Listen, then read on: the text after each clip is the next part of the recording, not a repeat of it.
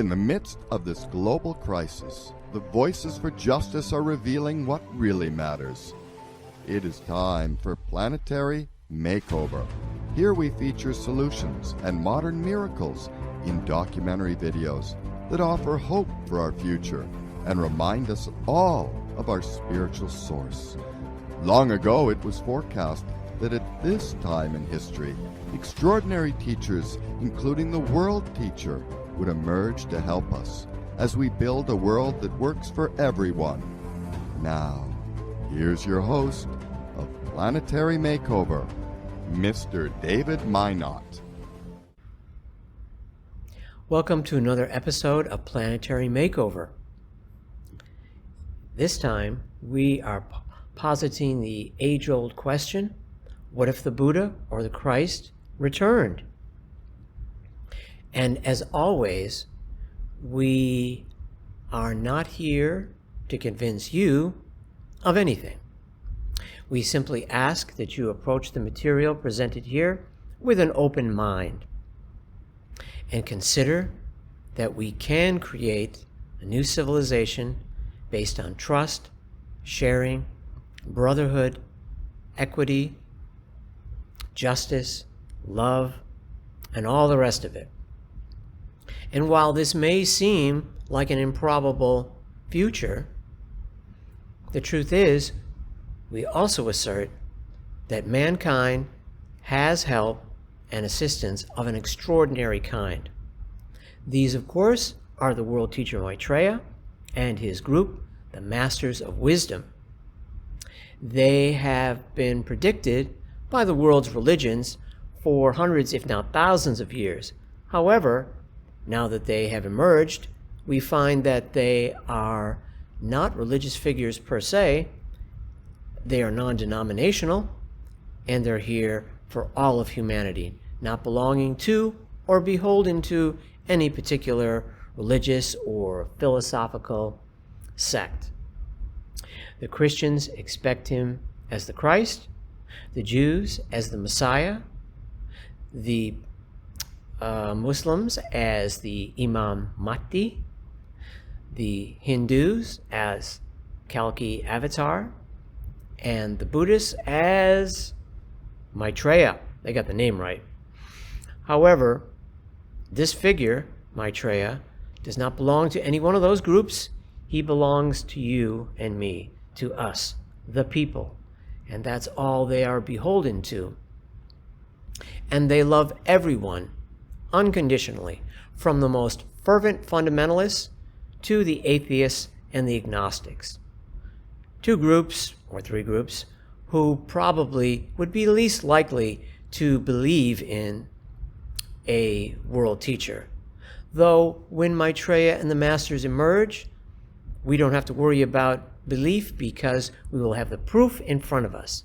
And then we can decide whether or not that has the ring of truth for us and makes sense to us.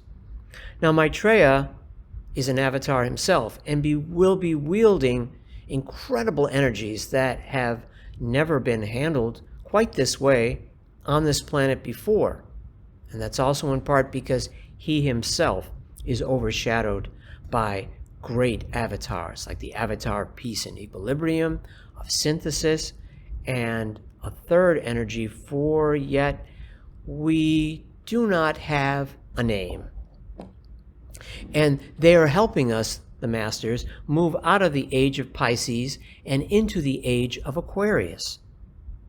The last 2,000 years has been the age of Pisces, inaugurated by the historical figure we know of as Jesus, where humanity learned both individuality.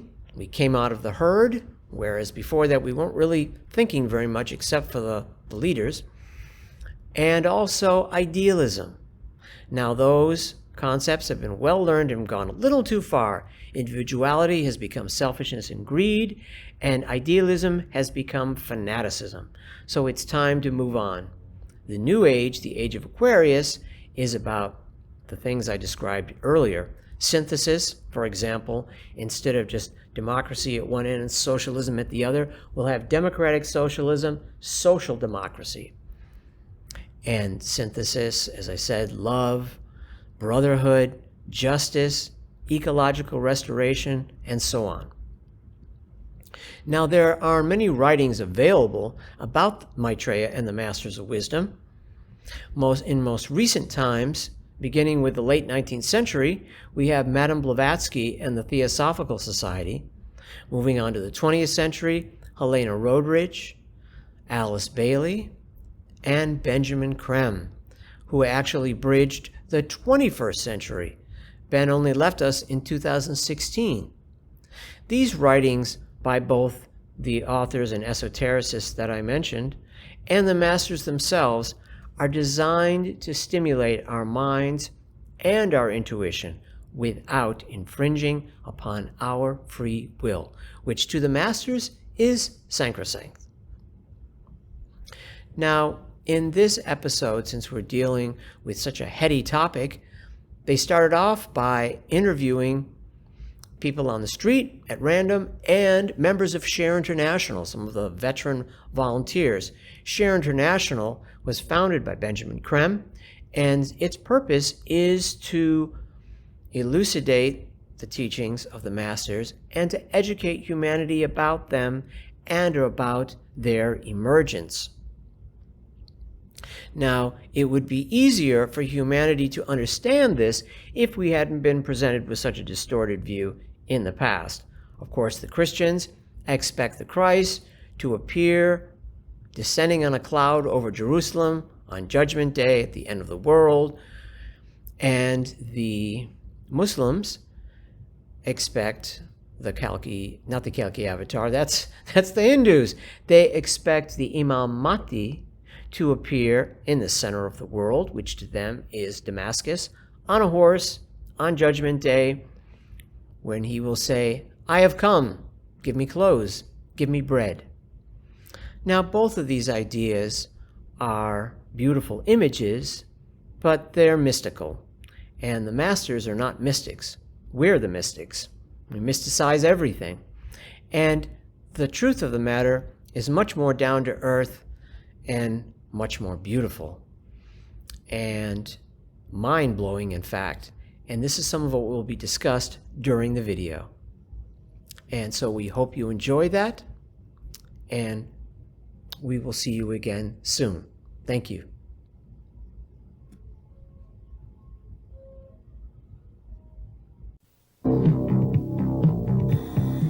With the world in such need, with millions starving to death in a world of plenty, humanity certainly could use some help in coming up with a plan to assure peace and the end of hunger. Some say it's in the stars, that we are at the end of one great age and at the beginning of a new age, and that this is the time for the return to earth of a great divine being. What if the Buddha or the Christ returned now to help us out of the mess we are in? What if it really happened? I think it's going to happen within our lifetime. We heard some rumors coming out of London that there's a man there who's a political and social leader who's talking about brotherhood and sharing all the resources of the world and ending starvation, and I think something like that could happen. A person like that could come into the world. Well, I think it's possible. So what do you think if somebody like that came into the world and everybody, like TV and everybody interviewed him and people realized who he was? What do you think would be the first thing he would do? He would probably try to get all the leaders of the countries to get in one meeting and try to agree on one plan. Do you think that that's possible, that rumor might be true? No, I think he just sounds like another racketeer. I mean, religions are basically just big con games, and I think that if God really did exist, we just have to abolish him. People can't become free as like some gift that's given to them from above. I think it'd be great. That's something that's needed, because America itself it's not a united. I don't see it as a united country, because there were so many separate states and there's so many different things going on in each state. And I think if there was some powerful person who could bring all of us together and educate the people who are not educated, then it'd be perfect. Frankly, I don't see much hope. I used to be more optimistic. Now I feel that The possibility, the best possibility, is a considerable amount of catharsis, a great deal of suffering, which may perhaps allow the survivors to rethink and reconstruct better than we did. I don't know, he might be rubbed out immediately because he would present such a threat to the current power structure. He would represent such a threat to the current governments and politicians that they would just get rid of him immediately. If he survived, actually, and if he was very careful, he might actually begin to affect some kind of change. I haven't heard of this man that you're referring to, but Gandhi was certainly an example of that. I think he tried to lead people towards discovering themselves, towards a little bit more self-consciousness, rather than just using them for his own purposes. I would be grateful that something like this was finally happening, because I think it should have happened a long time ago, and that and if this guy had been around 40 or 50 years ago, he wouldn't have had nuclear weapons at all. The coming of a Christ, a world teacher, into the world is, of course, a tremendous climactic event with enormous repercussions. Just let me say that what I say as an outcome of my own personal experience, and what I say I do with total conviction of its truth. But I assure you, I present it to you not as dogma, but for your consideration only. If it appears to you to be right, reasonable, logical, if it has for you the ring of truth, then by all means accept it. Otherwise, not. And quite honestly, I don't mind whether you accept it or not. Luckily for me, my role is simply to present the information, thereby creating a climate of hope, of expectancy, into which the Christ can emerge without infringing our human free will. If you find it difficult to accept, and there may be among this audience, I had some indication of it outside, a number of people of the more orthodox, more fundamentalist persuasion. Just let me say that the one I'm talking about, the master of all the masters, I submit to you, is now with us once again in the world, as he was with us in Palestine when then he worked through his disciple Jesus. The Buddhists have got the name right. The personal name of the Christ is Maitreya, the happy one. One foretold 600 years before the manifestation of the Christ in Palestine by Gautama Buddha, to come now, the dawn of this age, the cycle, which is just beginning, to take humanity into a golden age, to restore the spiritual basis of life, and to show humanity the way through joy, through love, to manifest its innate divinity. He called him, as St. Paul called him, the teacher alike of angels and of men. So 2,000 years ago, the Christ manifested himself as Jesus for 3 years. This time, he comes himself and under law, because we have called him, we have invoked him into the world. Two things are necessary to bring the Christ into the world. One, the cosmic date, the fact that the point of overlapping between the age of Pisces and the age of Aquarius has come to a point where the teacher must descend. What is called the fiat of the Lord rings out, and the Christ is called on to descend. The other thing which is needed to bring him into the world is the call from humanity, the invocation from humanity. And throughout the war, and that war, from the point of view of the masters, is from 1914 to 1945, a war which went on in underground in 1918 and came above ground again in 1939.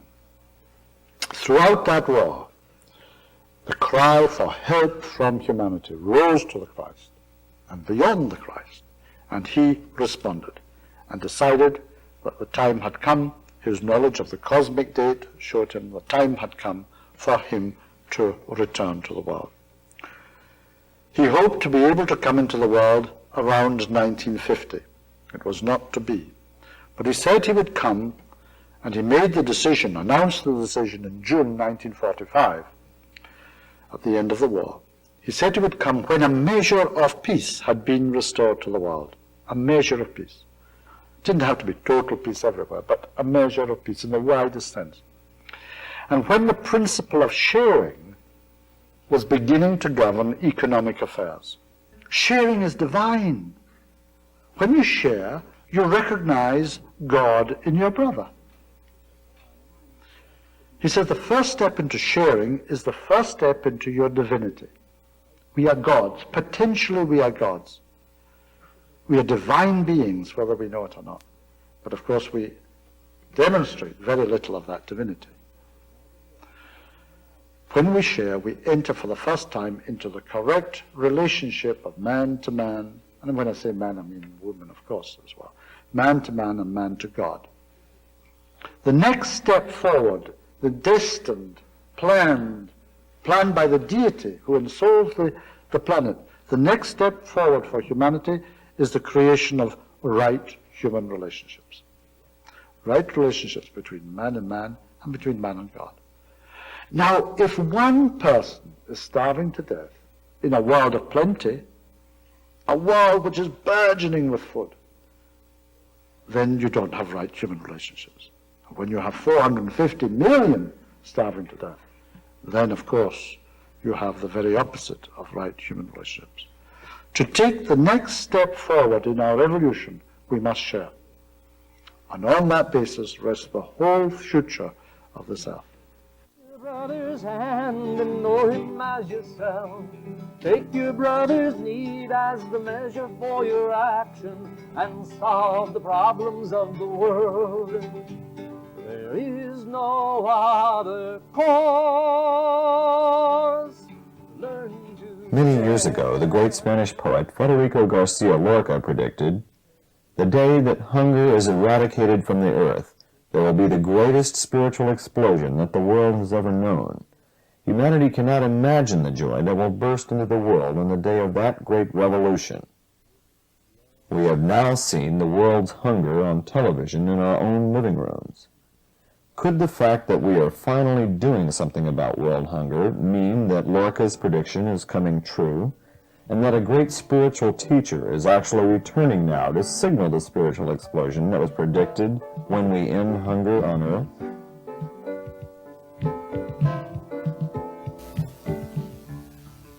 Our economic system is totally, utterly corrupt, obscenely unjust. Millions starving to death in the midst of plenty. Millions more, some 800 million people living in a state of total, absolute poverty in the world. Grinding out an existence such as we would not allow our pets, our cats and dogs to do. That is what brings the Christ into the world. To change all of that. To show us that we can no longer support what he calls that degradation. 50 million people died last year from starvation in a world with a large surplus of food. 15 million children die every year before they reach the age of 5 from starvation. Millions more die from malnutrition, from the diseases of malnutrition. If you add these figures together, you get the equivalent of a Holocaust like Hiroshima once every 3 days. Add to that those who die from malnutrition, and you get a Hiroshima once every day. 100,000 people die every day from starvation and starvation-related diseases.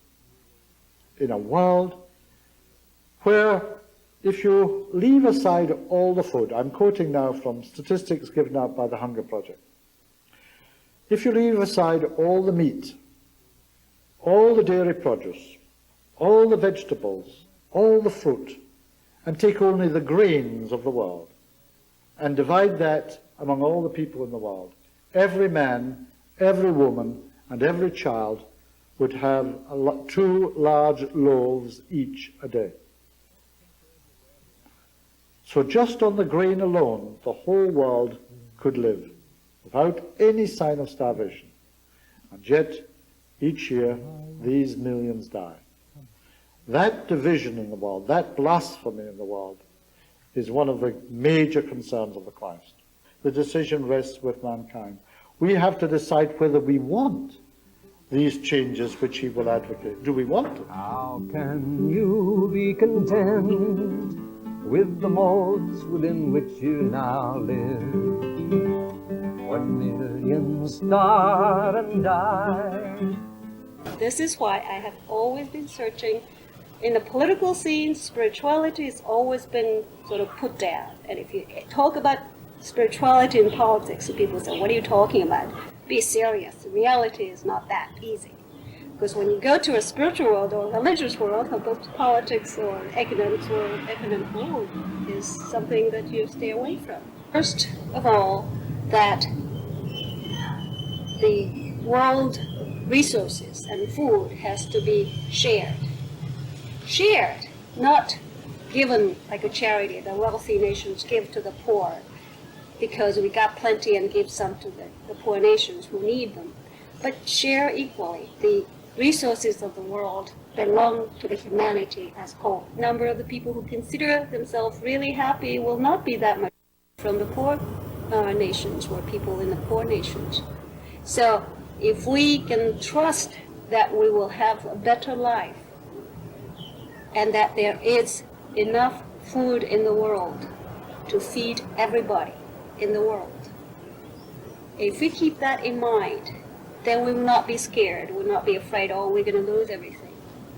And I think it's a great future, and I feel like this is why I am here in this world, to see the kingdom of God in Christian terms, or the nirvana in Buddhist terms, will be manifested in this world.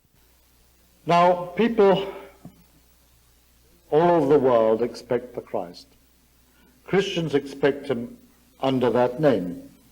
They look for the return of Jesus Christ, who came in Palestine and revealed God as love. And the Christ through Jesus promised to come once again at the end of the age, and many of you will know we are now at the end of the age, and the Christ has kept his promise. Now this is seen by many Christian groups as a phenomenon to do only with the Christian religious groups, churches, and so on. Whereas I would try to show that this is not so.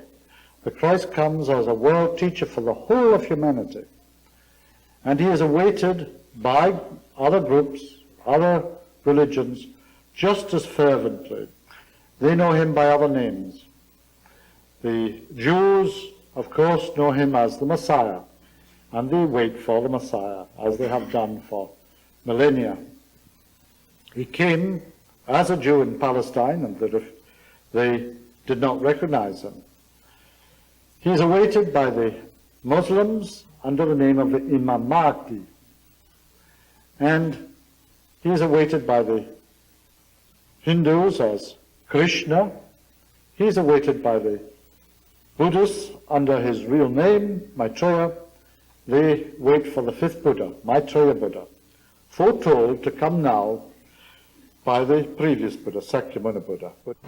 So how have people in Japan taken to the message? I use the word Christ, I use the word Maitreya. Maitreya Buddha. In Japanese we call Miroku Bosatsu. But a lot of Buddhists also know it's a, miracle Bosatsu is Maitreya. In the poorest countries in the world, this crime fills me with shame. My brothers, how can you watch these people? The words to this song are taken from one of the messages from the Christ communicated through Benjamin Creme. Creme gives the information that the Christ is now living amongst the poor in London as an ordinary man, awaiting our invitation into the world. He is here to show us the way out of the present chaos.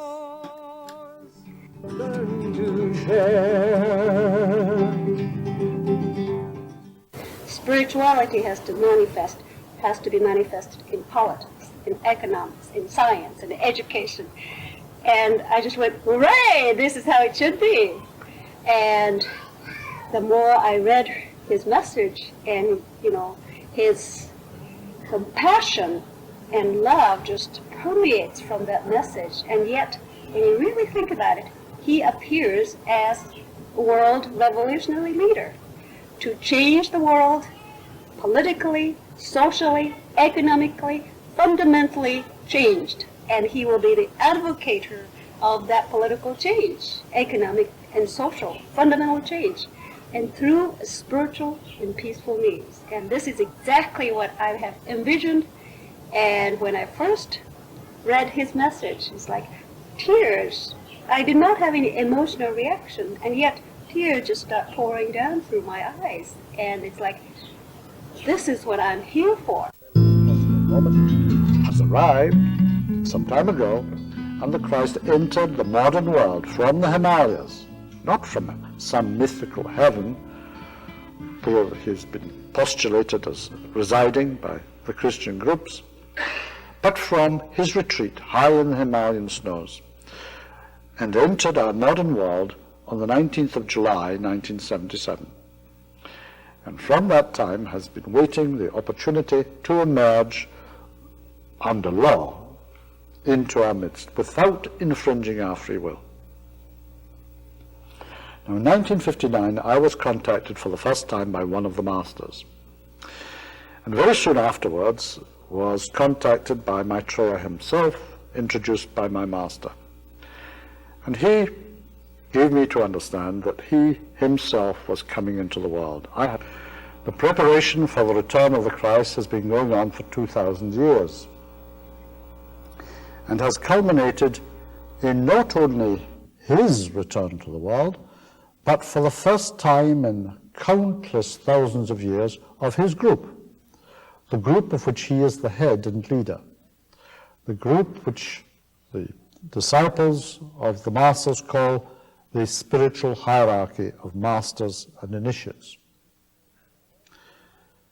The Christ is head of that body of, in the case of the masters, perfected men, men who have gone ahead of us in evolution, reached the end of this long, apparently endless evolutionary journey in which each one of us is still engaged.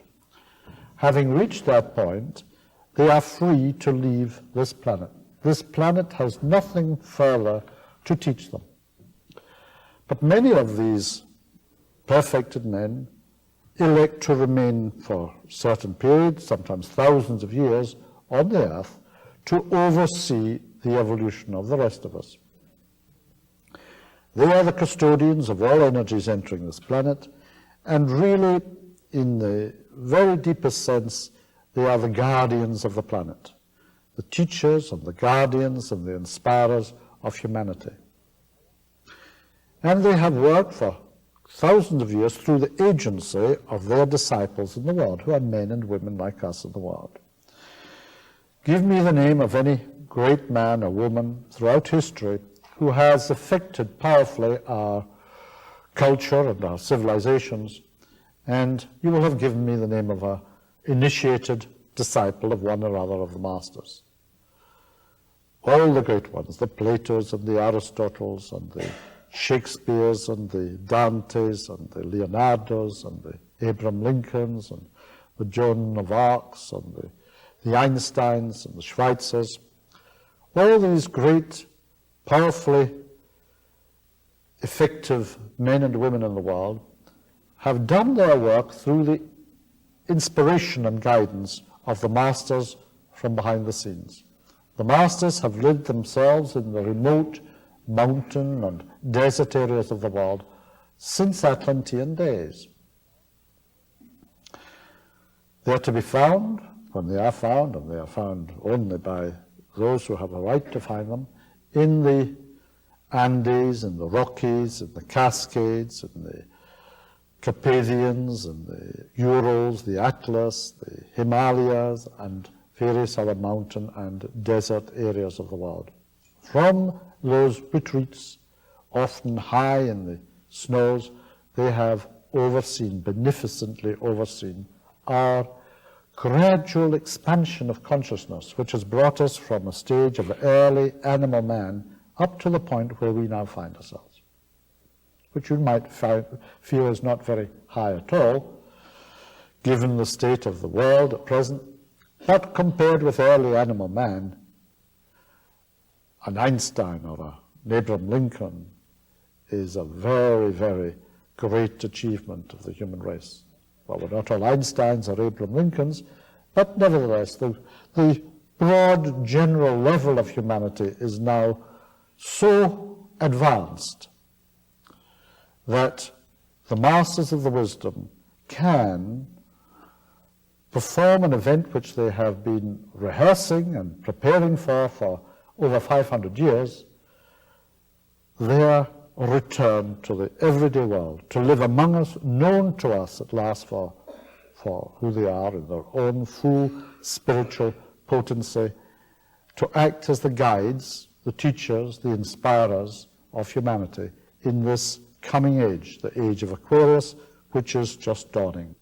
And just before the end of the gospel story, before the crucifixion, if you remember, the Christ sent his disciples into the town of Jerusalem and told them that there they would find a man carrying a pitcher of water on his shoulders. He told them to follow that man to a house and there prepare the feast of the Passover. In that apparently insignificant vignette, he foreshadowed his future role as the teacher, the avatar, for the age of Aquarius. The man carrying the water pot, of course, is the age-old symbol for Aquarius. And look at the world into which he has come. A world which is divided terribly, dangerously, in mainly two ways, politically and economically. East and west, north and south. The east-west division, the political division, is obvious. The world is divided into two armed camps. The NATO countries, America and her allies, and the Soviet bloc, Russia and her allies. And that is the political reality in the world today. Two armed camps with a nuclear arsenal which can destroy all life many times over.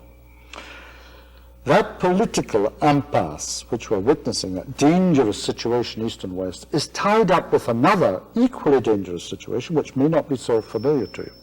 That is the division between the North nations and the South nations, the developed world and the Third world. The tensions inherent in the discrepancy between our different standards of living have within it the seeds of a Third World War. At the moment, we in the West, the developed world, usurp and waste 3/4 of the world's food. At least 80%, rather more, of the world's raw materials, resources, energy sources, and of course all the scientific, technical know-how of the world. The Third world must make do, but 2/3 of the world's population must make do with the rest. 1/4 of the world's food. Not more than 15 to 20% of the world's resources and energy, and of course none of the scientific know-how of the world.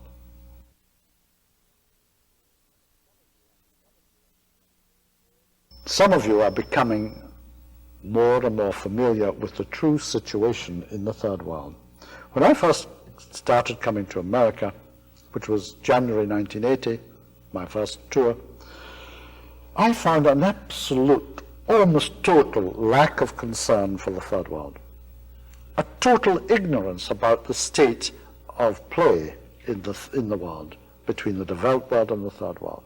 A total ignorance about the number of people hungry and even starving to death in the third world. Suddenly, there is a new situation. The famine in Ethiopia has focused the eyes of the world on the situation in the world. He hopes by his presence, physical presence in the world, to stimulate the process of change, which is already underway, to galvanize humanity into accepting a sense of responsibility for its brothers and sisters in the third world. That's his first priority. He does not come in the first place as a religious teacher, and those who look for him as that will not recognize him. He is an educator in the broadest sense of the word. It is indeed a spiritual crisis through which humanity is now going. And that spiritual crisis is focused through the political and economic field. Hence the ferment in every country of the world as it adjusts itself to the impact of the new energies and seeks to get rid of the hindrance of the old decaying structures, the old political and economic structures which hold humanity back from expressing its true spirituality. And when I say spiritual, I don't mean necessarily religious. The Christ will show that every aspect of our life can be and must be spiritual. That the religious path is only one path. That the spiritual path, the path to God, to achieved spirituality, is broad enough, wide enough, varied enough to accommodate all people, the religious person and the non-religious person. And in every aspect of our life, in every field of endeavor, moment to moment, that which we call God can be experienced and expressed through all our many different occupations and concerns. Religious, political, economic, social, scientific, artistic, and so on. All those paths equally are divine and lead to the divine. Now, events such as in Ethiopia or Biafra, India, and so on, are disease spots of a diseased entity, which is this planet at this moment. The only cure for that disease is the acceptance of the principle of sharing, the redistribution of the resources of the world more equitably around the world. That is the solution which the Christ will posit and present to the world as the only way out of this dangerous impasse. Fue una experiencia bastante clara para mí de la reaparición de Cristo. It was a very clear experience of the reappearance of Christ. Investigué en el ARA acerca de Benjamin Creme y estuve con él hace 2 meses en Londres.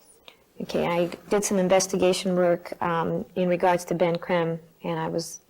¿Estuviste ahí hace 2 meses. She was there 2 months ago. En la entrevista en su casa, nos dio un overshadow muy bonito, muy fuerte. At the interview at his house, we had an overshadowing, and it was very beautiful. Su rostro se iluminó completamente. El rostro de quién? De Benjamin Creme. Okay, Benjamin's face appeared to me very clearly. Y se iluminó todo el cuarto con una luz dorada muy intensamente. And the whole room was lit up with a golden light, very brilliant. He dicho a todas las personas mis experiencias tanto en la India como con Benjamin Creme.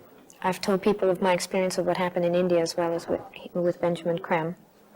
Y ellos están esperando que yo dé más noticias acerca de and they're all looking forward to for what I have to say of the Christ. Espero regresar a México dando nuevas noticias. During this experience, I've learned a lot, and I plan to go back to Mexico to relay my experiences. In England and through them abroad know who they're dealing with. Their problem has been to see him fully, completely, in their sense of the Christ. Because if they're Christians, they probably imagine he's sitting up on a cloud and, you know, the right hand of God somewhere up in a place called heaven, you know. And so they've had a certain difficulty, but he has given them an extraordinary number of experiences which would prove to you and to me that he is the Christ. And they are a bit divided. There are those who are ready and willing to go ahead and make an announcement. There are those who are counselling caution. But they have agreed on a modus operandi, by which they have agreed with him, and he has accepted it as perfectly suitable, to make a statement that a man claiming to be the Christ, no more than that, a man claiming to be Christ does indeed live in the Asian community, the Pakistani community in London. But he presents himself as a world teacher for all groups, religious and otherwise. That he wishes to meet with the media representatives of all the nations precisely in order to present his credentials. And if he is invited to do so, to address the whole of humanity in the linked television channels in such a way as would convince the world of his true status. And in fact, from my contacts in the community, it would appear that he's already not waiting, he's going ahead anyway. And very short, people will emerge on different continents who have had a certain experience, all of them the same, all of them relating to one man, that one man who is now living as an ordinary man in London, waiting to be accepted by the world as the Christ. So when he started the process, it is a process, and I may not give you the details of it, but the process is such that individuals in more than one continent will come forward having had a particular experience, and that experience they will show relates to one man, and that one man is the Christ. And so many will have had this that it will focus it absolutely on this individual now living in London, who is indeed the Christ. Then he will be invited to speak to the whole world. There will be no gainsaying. And this is so positive, this is so valuable, so beneficial for humanity, that the idea that this could be the Antichrist, or some maleficent force which the fundamentalist Christians are inclined to think, those who believe me at all, they will not have a leg to stand on. It is so beneficial that the world will not believe he is other than the Christ. I guess I don't have a real intellectual answer. I have read Reappearance of the Christ and have thought about it, and there's nothing that I can say that really proves it for me on an intellectual level. It's just something that in my own intuition feels right. It's felt right for me when I've listened to the messages of the Maitreya. It feels very right to me, and it's really something that I want to hear and need to hear. And if this whole thing ended up being a hoax, I don't feel that I've lost anything. The reason that has me most believe that the Christ is in the world, and is the logic of what Benjamin has had to say, and the logic of the background material that I've studied. I studied to be a minister, and at that time I studied all the world's religions, and honestly, none of them really make any sense to me. None of them, and this work does. The things make sense to me. The ideas that are put forth and the reasons why the Christ would be in the world make sense, and things do fit together. The events that are happening in the world, the interest in hunger, the concern that people have for one another that has developed over the past 5 years is just too overwhelming to not recognize it as something that is connected with something larger. I felt like a child at Christmas that I had waited for this so long that it was hard to believe he was actually here, and I was really hearing this. And the energy that I felt from this man and the light that I saw around him was more of a conviction to me that this must be true. It was nearly 5 years ago that I first heard of Benjamin Creme, and then I proceeded to meet him. And when I met him and received the vibrations and the consciousness, the sincerity, the humility of this man, it's thoroughly convincing. Hi, Brad. Hi, Sue. You talked about a part of you being brought out by doing this work. I found that involvement in this work has enabled me to remain idealistic and optimistic about the future of humanity. I've never had some of the profound experiences that many people have had, during Ben's lectures, and no visions of the Christ, no no reception of the so-called laser beam. But perhaps maybe what I've gained more importantly for myself is a realization, a reminder that we're all in this boat together, all of us, humanity, and that we all need to work together along whatever line we can from whatever point we are, and that no little bit of work is too small. The next step forward, the destined plan by the deity who ensouls the planet, the next step forward for humanity is the creation of right human relationships. Right relationships between man and between man and God. Now, if one person is starving to death in a world of plenty, a world which is burgeoning with food, then you don't have right human relationships. When you have 450 million starving to death, then of course you have the very opposite of right human relationships. To take the next step forward in our evolution, we must share. And on that basis rests the whole future of this earth. That is the nature, perhaps in more eloquent words, that is the nature of the choice which the Christ will present to humanity on the day of declaration.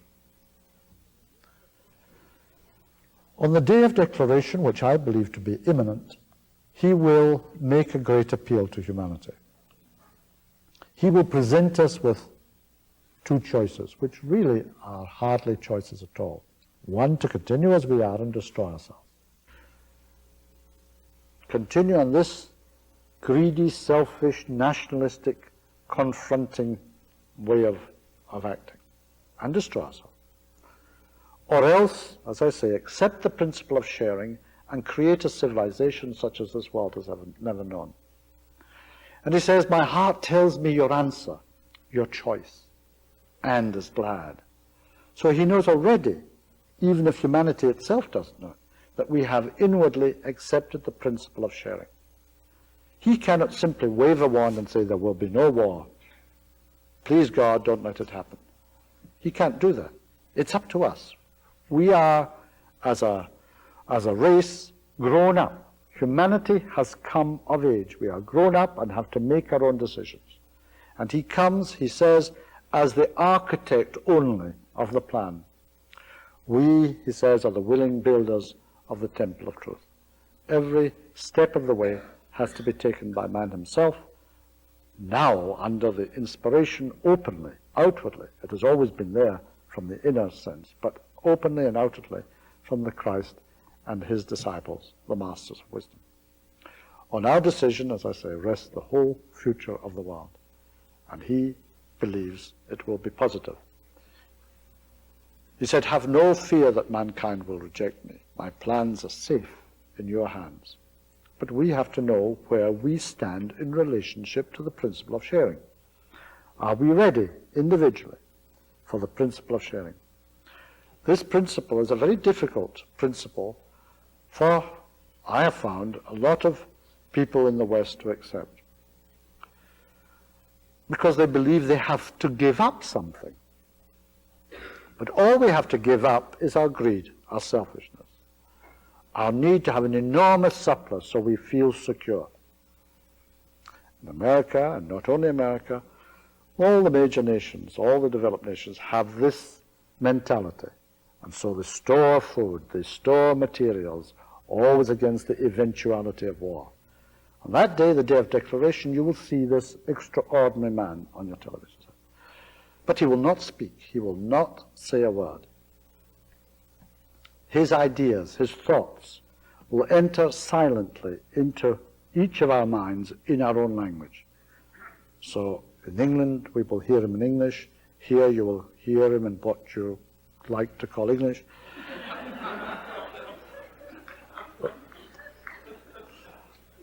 At the same time, the French will hear him in French, the Germans in Germans, the Russians in Russians, the Chinese in Chinese, and so on and so on. From his omniscience, his omnipresence, the Christ will mentally overshadow the whole of humanity simultaneously and make his appeal, his call in this way. And this is a repetition, on, of course, now on a worldwide scale, of what actually happened at the Pentecost 2,000 years ago. wherever you are on that day, say it was 3 o'clock Greenwich Mean Time on Sunday, whatever, it will be different times, of course, different parts of the world, but wherever you are, whatever you're doing, you will hear the thoughts, the ideas of the Christ in your head. And of course, our response to that will determine the whole future of the world.